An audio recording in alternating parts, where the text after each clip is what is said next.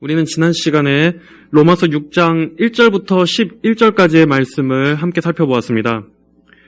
여기서 바울 사도는 성도는 죄에 대해 이미 죽은 존재라고 말하고 있습니다. 2절에 죄에 대해 죽은 우리가, 또 4절에 우리가 그분의 죽으심과 연합하여 세례를 받음으로 말미암아 그분과 함께 장사되었으니 라고 말씀하고 있습니다. 여기서 죄에 대해 죽었다 또는 예수님과 함께 장사되었다 라고 말할 때 이것은 이미 완료된 과거의 행위를 말합니다. 이미 죽어 끝나버린 것을 말하는 것입니다. 성도는 더 이상 죄라는 국가에 속한 사람이 아닙니다. 아담에 속했을 때는 우리는 죄가 왕노릇하는 체제의 시민이었습니다. 거기에서 종처럼, 노예처럼 죄의 지배를 받고 살았습니다. 그러나 이제 예수님과 연합된 성도들은 더 이상 죄의 체제 아래 살아가는 사람들이 아닙니다. 과거에 그는 죽어 매장되었기 때문입니다. 그런 점에서 성도는 죄와 단번에 절교한 사람입니다. 죄의 통치와 절교했습니다. 죄와의 친분을 절교했습니다.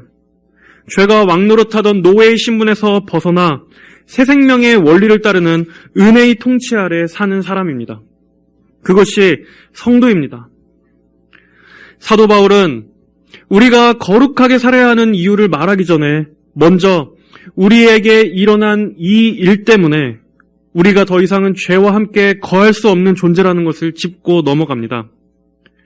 우리는 죄에 대해 죽어가고 있는 것이 아니라 이미 죄에 대해 죽었다. 그러므로 땅에 묻힌 옛사람을 다시 꺼내서 끌어안고 있지 말라라고 말하고 있는 것입니다. 그러므로 이 말씀은 앞으로 되어질 일을 말하는 것이 아닙니다.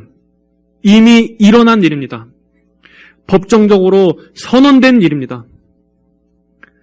이 사실은 우리가 혹시 죄로 인해서 은혜에서 도중 탈락하면 어떻게 하나 염려하는 성도들에게 확신과 위로를 줄 수 있다고 지난번에 말씀드렸습니다. 예수님을 진정으로 믿는 성도는 이제 이미 은혜의 영역 아래로 옮겨졌습니다.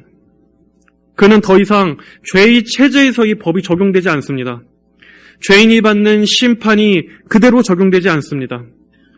죄라는 국가의 법과 규율대로 적용받지 않습니다. 죄인에게 내려지는 엄격한 형벌과 사형이 성도에게는 적용되지 않습니다. 우리는 아담 안에 있는 것이 아니라 이제 그리스도 안으로 옮겨졌기 때문입니다. 그러므로 성도는 아담 안에 있는 자들에게 적용되는 그 법으로부터 자유해진 신분입니다. 성도는 이제 은혜라는 국가의 법과 질서에 의해 살아가는 신분인 것입니다. 이것이 엄청난 차이입니다.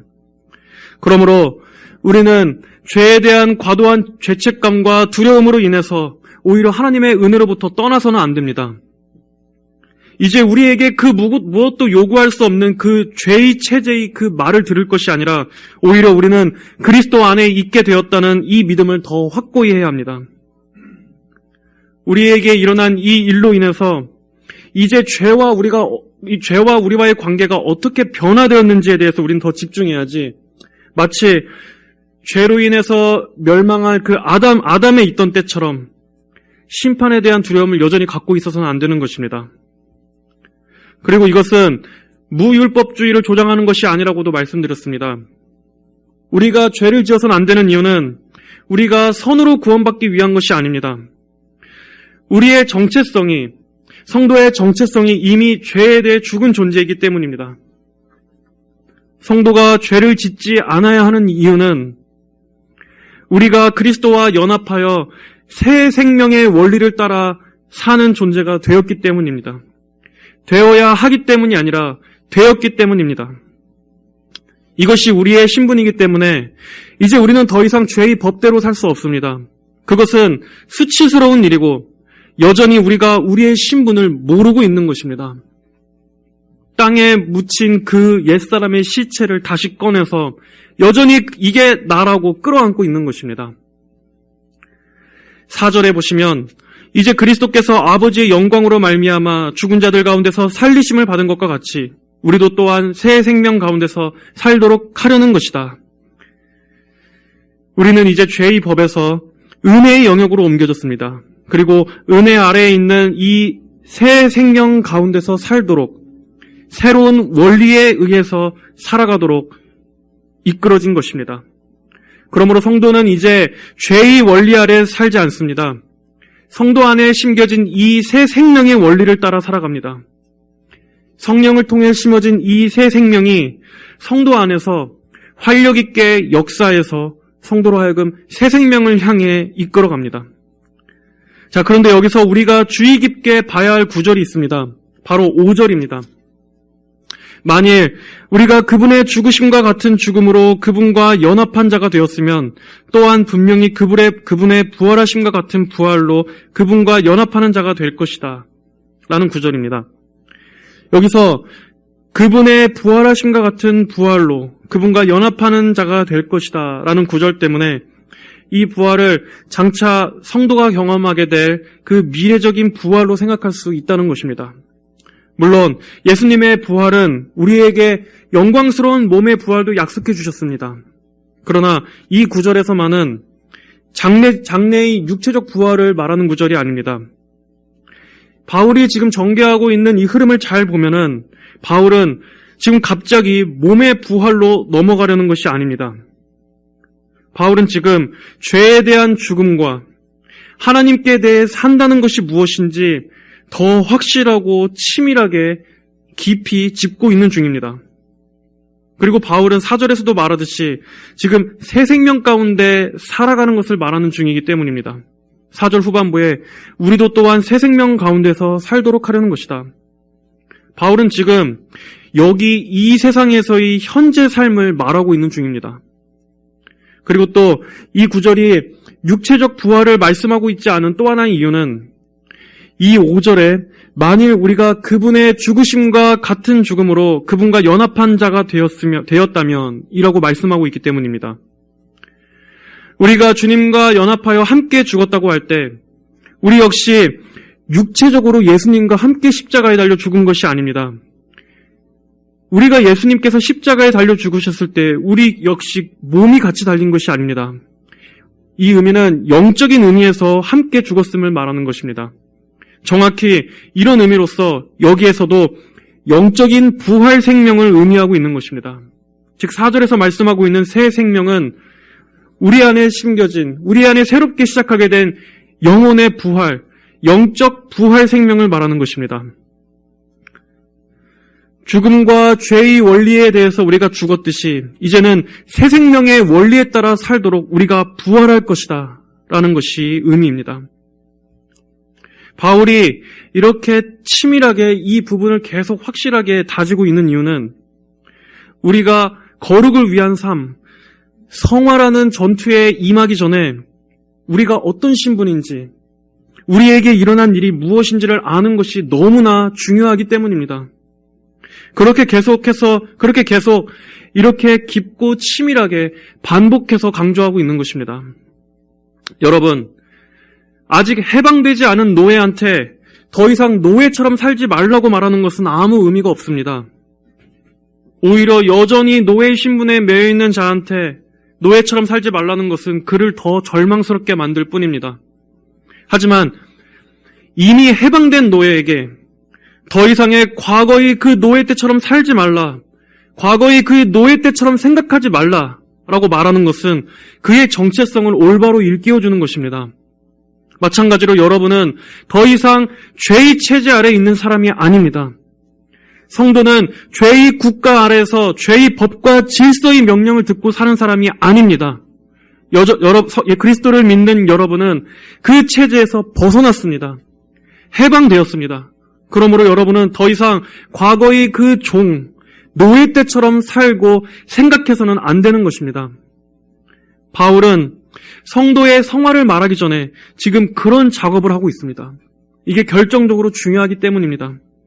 마찬가지로 우리에게도 필요한 작업입니다. 우리 역시 우리의 신분을 먼저 바르게 깨닫는 것이 중요합니다.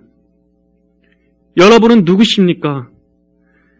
여러분과 죄의 관계는 어떻게 변화되었습니까? 죄는 여러분에게 있어서 무엇입니까? 죄는 더 이상 우리의 고용주가 아닙니다. 우리의 옛사람은 십자가에 이미 못 박혀 죽었습니다. 그러므로 그를 무덤에서 다시 파내서 꺼내 끌어안지 마십시오. 여기서부터 시작해야 하는 것입니다. 그럴 때야 진정으로 복음이 우리에게 기쁨과 자유를 주는 소식일 수 있습니다. 6장 11절에서는 이와 같이 너희도 너희 자신을 죄에 대하여는 죽은 자이고 그리스도 예수님 안에서 하나님께 대하여는 산 자로 여기라고 말씀하고 있습니다. 우리에게 일어난 이 일이 우리 자신에게 이미 적용되고 있는 진리로서 굳게 인식하며 살라는 것입니다. 죄로 인한 죄책감이 우리를 두려움으로 몰고 갈 때마다, 우리의 믿음을 송두리째 흔들 때마다 여러분은 이 진리를 항상 굳게 붙잡아야 합니다. 이 객관적인 사실을 믿음으로 받고 그렇게 여기고 붙잡으며 절대로 잊어버리지 말아야 합니다. 자, 그럼 이제 이러한 진리의 토대를 놓고 어떻게 적용해야 하겠습니까? 다 같이 12절, 13절 말씀을 같이 한번 읽어보겠습니다. 로마서 6장 12절, 13절입니다. 시작. 그러므로 너희는 죄가 너희의 죽을 몸에서 다스리지 못하게 하여 몸의 욕망에 순종하지 말고 또한 너희의 지체를 불의의 병기로 죄에게 내어주지 말고 오직 자신을 죽은 자 가운데서 다시 살아난 자 같이 하나님께 드리며 너희의 지체를 의의 병기로 하나님께 드려라. 바울은 그러므로 너희는 죄가 너희의 죽을 몸에서 다스리지 못하게 하여 몸의 욕망에 순종하지 말라고 말하고 있습니다. 바울은 먼저 그러므로라고 시작하고 있습니다. 앞에서 우리가 객관적이고 교리적인 내용, 이미 일어난 이 일로 인해서 달라진 우리 신분에 대해서 우리가 알았다면, 그 진리를 알았다면 이제 그러므로 이 진리는 우리에게 적용되어야 합니다. 바울은 죄가 우리의 죽을 몸을 다스리지 못하게 하라고 말하고 있습니다. 자, 여러분, 앞서서 우리는 죄에 대해 죽었다라는 것을 배웠습니다. 죄에 대해 우리는 죽었습니다. 자, 그렇다면 우리가 어째서 죄가 우리를 다스리지 못하게 여전히 싸워야 합니까? 아니, 앞에서는 우리가 죄에 대해 죽었다라고 하면서 여기서는 죄와의 싸움을 말한다면 다시 우리를 원래 처음의 자리로 돌려놓는 것이 아닙니까? 라고 생각할 수 있습니다. 그 이유는 우리가 죄에 대해 죽었지 죄 자체가 죽은 것은 아니기 때문입니다. 죄는 여전히 살아서 우리에게 영향을 미칩니다. 물론 죄와의 관계에 대해서는 우리는 죽었습니다. 그러나 죄 자체는 여전히 살아있습니다. 하지만 죄의 세력은 더 이상 우리 위에 왕노릇할 수 없습니다. 그 힘은, 그 집의 통치권은 완전히 끝났습니다. 우리는 죄의 지배와 죄의 체제 아래에서 벗어났습니다. 그리고 우리의 영혼은 구원받았습니다. 그러나 아직 우리의 몸은 구속받지 못했습니다. 아직 우리의 육체는 죄의 영향과 죄의 타락의 영향에서 완전히 벗어나지 못했기 때문입니다. 그래서 바울은 우리를 지배하려고 발악하는 이 육체의 정욕에 순종하지 말라고 말하고 있는 것입니다. 우리는 이 교리를 잘 이해해야 합니다. 바울이 6장 전체에 걸쳐서 그리고 7장, 8장으로 이어지는 이 계속되는 전개에서 이 부분이 굉장히 중요하기 때문에 몇 번이고 반복해서 우리는 우리의 마음에 또 우리의 지성에 잘 심겨둬야 합니다. 성도는 그리스도와 함께 연합되어 장사되었으므로 죄에 대해 죽었습니다. 이미 죄의 통치는 끝났습니다. 죄는 다시 지배권을 가질 수 없습니다. 죄는 다시는 우리를 그의 통치 아래로 끌어다 놓을 수 없습니다. 하지만 죄는 여전히 우리의 몸을 통해, 우리의 육체를 통해 우리를 다스리려고 저항합니다. 왕으로서 군림하는 것이 아니라 게릴라처럼 저항하는 것입니다. 이것이 중요한 차이입니다. 죄는 더 이상 우리를 주관하지 못하고 우리의 몸만을 주관할 뿐입니다. 어떤 학자들은 여기 나오는 이 죽을 몸에 대해서 우리에게 아직 남아있는 이 부패한 죄의 본성이라고 해석하기도 하고, 또 마틴 로이드 존스 목사님 같은 경우는 우리의 육체, 우리의 이 실제적인 몸 자체를 말하는 것으로 보기도 합니다. 그러나 중요한 것은, 확실한 것은 죄는 이제 더 이상 우리의 우두머리가 될 수 없다는 사실입니다.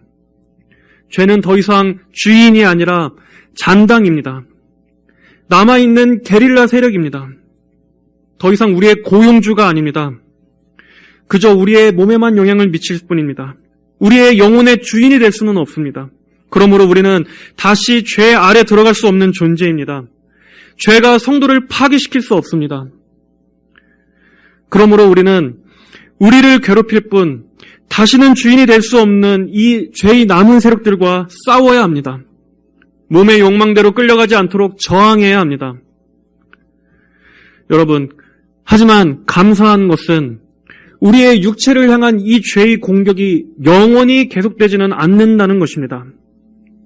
왜냐하면 말씀에 기록된 대로 우리의 이 몸은 죽을 몸이기 때문입니다.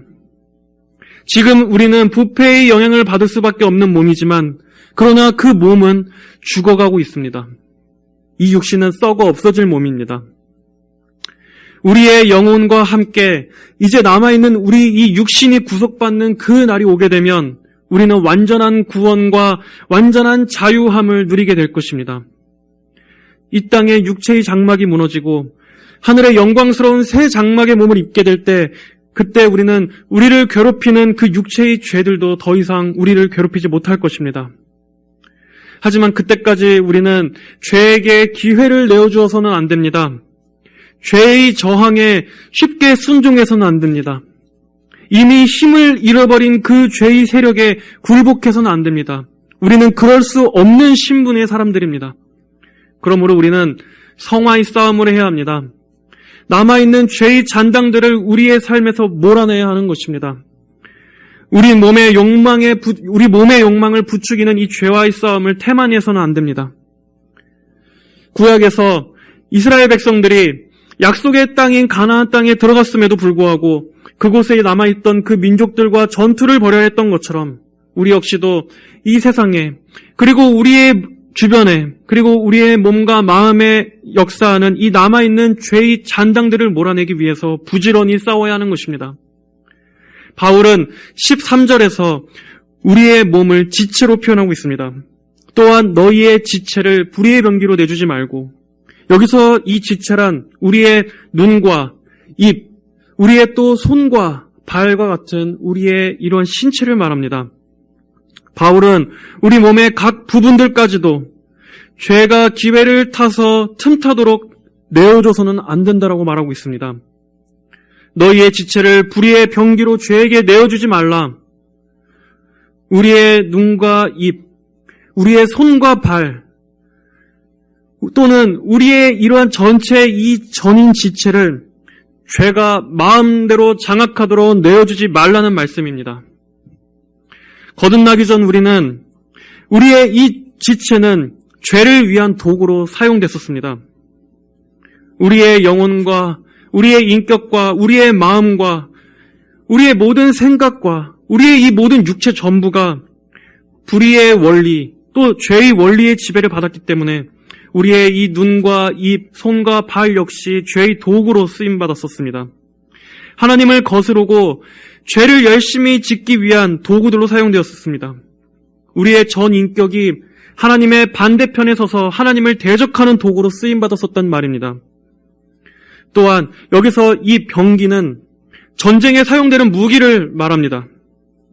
우리가 아담 안에 있었을 때는 마귀의 아래에서 또 불의의 편에 서서 사탄의 종된 그 입장에서 그리고 어둠에 소속돼서 그때 우리는 어둠의 군대 가운데 빛 대신 주님을 공격하기 위해서 우리의 지체를 무기로 내어주던 자들이었습니다.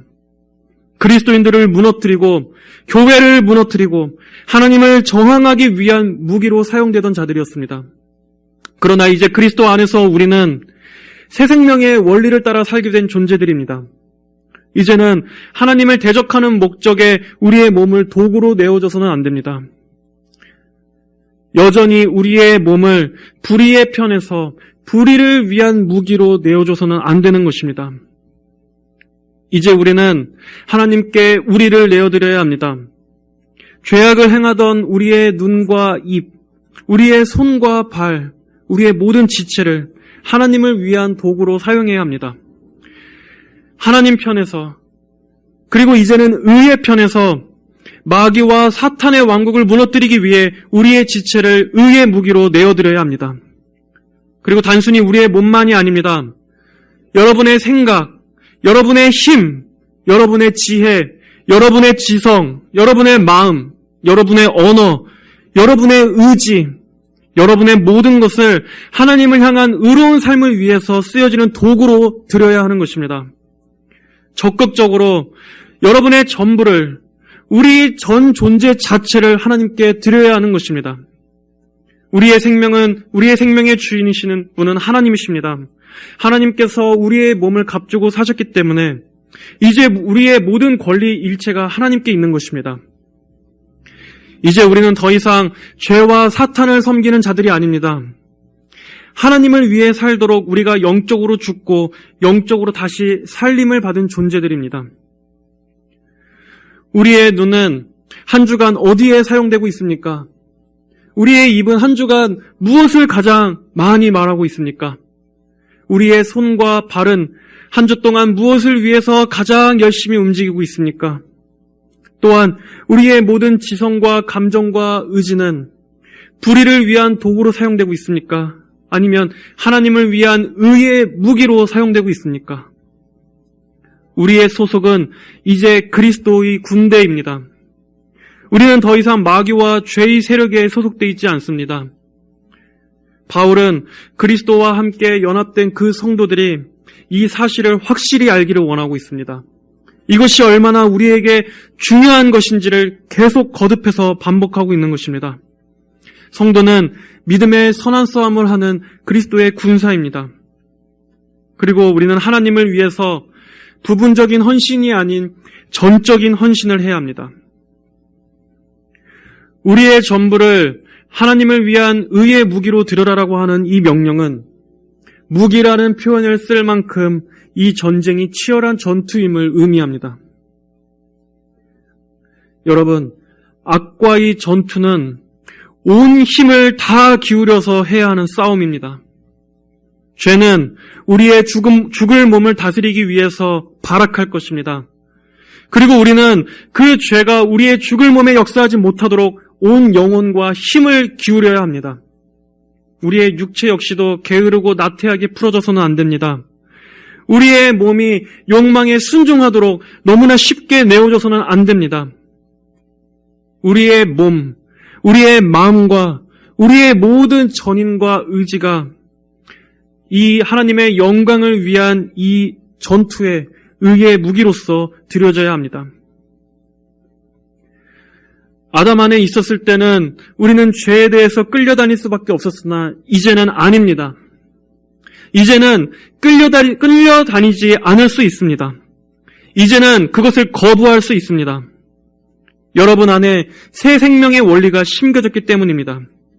이 새 생명의 원리는 이제 죄를 편하게 짓지 못하게 하는 원리입니다. 이 새 생명의 원리는 죄를 불편하게 느끼게 만드는 원리입니다.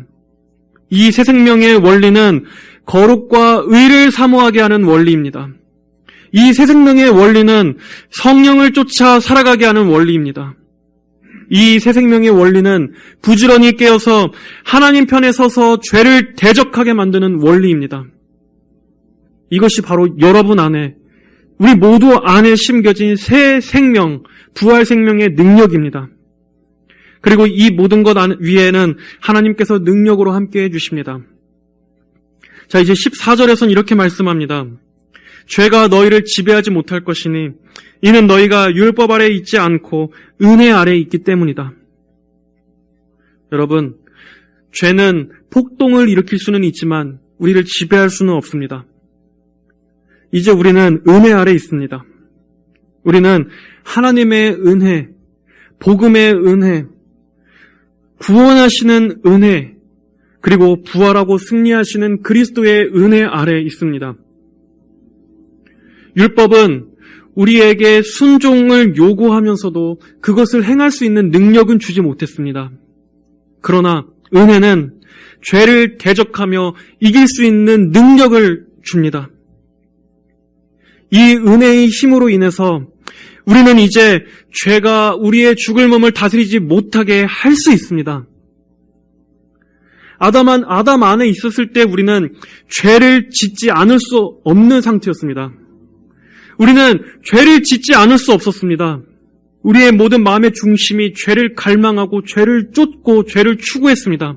그것을 거부하고 거절할 수 없었습니다. 그러나 이제 그리스도 안에 있는 우리는 죄를 짓지 않을 수 있는 상태로 변화되었습니다. 여러분, 죄에 굴복하지 마십시오. 죄에 너무나 쉽게 패배하지 마십시오. 자조적인 목소리로 낙심하지 마십시오. 우리는 죄를 이길 수 있는 충분한 은혜와 힘과 능력을 공급받고 있는 자들입니다. 우리는 죄에 대해 싸울 수 있습니다. 다시 한번 확실히 말씀드립니다. 우리는 아담 안에서 죄와 허물로 죽었습니다. 그러나 그리스도 안에서 우리의 영은 부활하고 우리는 죄에 대해 죽었습니다. 죄와 허물로 죽었던 우리가 이제는 죄에 대해 죽었습니다. 그러므로 이제 우리는 죄와 같은 편이 아니라 죄와 반대편입니다. 우리는 더 이상 죄와 함께 갈 수 없을 뿐더러 죄는 우리에게 시비를 걸 수 있을 뿐 우리의 왕이 될 수 없습니다. 그리고 우리에게 주신 이 새 생명의 원리가 하나님을 위한 의의 병기로 들어줄 수 있도록 여러분을 변화시켜 주실 것입니다. 하나님께서 여러분에게 능력을 공급해 주실 것입니다. 우리가 성령을 위해 살도록 힘쓰고 구할 때 우리가 넉넉히 이길 수 있도록 우리 안에 이 생명의 내적 원리로 하나님께서 힘을 주실 것입니다. 성도는 이제 죄에 대해서 완전히 끝난 사람입니다. 부활하신 그리스도께서 마귀의 머리를 짓밟아 승리하셨기 때문에 그분과 함께 연합한 성도들에게도 마귀와 죄가 더 이상 우리의 우두머리로서 역사할 수 없습니다. 그러나 우리가 영화의 상태에 이르기까지는 이 남아있는 죄의 영향들과 싸워야 합니다. 그리고 우리는 우리의 모든 지체들을 하나님 편에 서서 주님께 드리는 것으로서 승리할 수 있습니다. 여러분의 지체를 의의 무기로 하나님께 드리십시오. 이 달라진 신분을 기억하십시오. 이 달라진 소속을 기억하십시오. 여러분 안에 그 달라진 내적 원리를 기억하십시오. 여러분은 하나님 나라를 위한 의의 무기들이십니다. 여러분에게 이미 일어난 이 일이 분명히 여러분을 다르게 만들었습니다. 그러므로 여러분은 이제 죄에 대해 이전과 같이 대할 수 없음을 자각하십시오. 그렇게 여기십시오. 죄가 우리 몸에서, 이 죽을 몸에서 더 이상 왕노릇할 수 없다는 것을 기억한다면 우리는 이 달라지고 확보된 이 확실한 토대 위에서 담대하게 죄와 맞서 싸울 수 있는 그 능력을 공급받게 될 것입니다. 여러분들은 은혜 아래에 있는 자들이시기 때문입니다. 다 함께 기도하겠습니다. 거룩하신 하나님 아버지, 감사합니다. 오늘 이 로마서 6장의 말씀을 통해서 우리에게 주어진 이 사실이 아버지, 우리가 더 노력하고 더 믿도록 힘쓰고 어떻게든 우리의 힘으로 성취해야 하는 것이 아니라 그리스도와 부활하고 연합된 모든 성도에게 이미 확실히 일어난 일임을 감사합니다. 하나님 아버지, 그리스도와 연합되어 주님께서 우리의 머리가 되심으로 아버지, 이제 주님이 아닌 죄가 우리의 머리가 될 수 없습니다. 죄의 체제, 죄의 국가, 죄의 법과 질서, 죄의 그 힘이 우리를 짓누를 수 없습니다. 우리는 오히려 성령과 은혜의 법을 따라 사는 자들이 되었습니다. 저희 모두가 이 말씀에 기록된 이 사실을 믿음으로 받을 수 있도록 하나님 역사하여 주시고, 이제 우리는 달라진 이 신분에 기초해서 우리의 이 달라진 소속을 기억해서 하나님 나라를 위한 의의 병기로 살아갈 수 있도록 은혜를 베풀어 주시옵소서. 한 주간도 이 능력, 이 신분, 이 믿음으로 승리하는 저희 모두가 다 되게 하여 주시옵소서. 감사드리며 살아계신 우리 주 예수님의 이름으로 기도드립니다. 아멘.